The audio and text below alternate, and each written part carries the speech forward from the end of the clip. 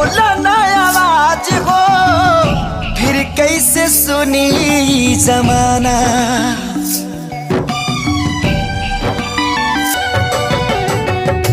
हो जइबू दोसर के तू कुछ दिन के बाद बा, दिल पगला रोई बन दीवाना।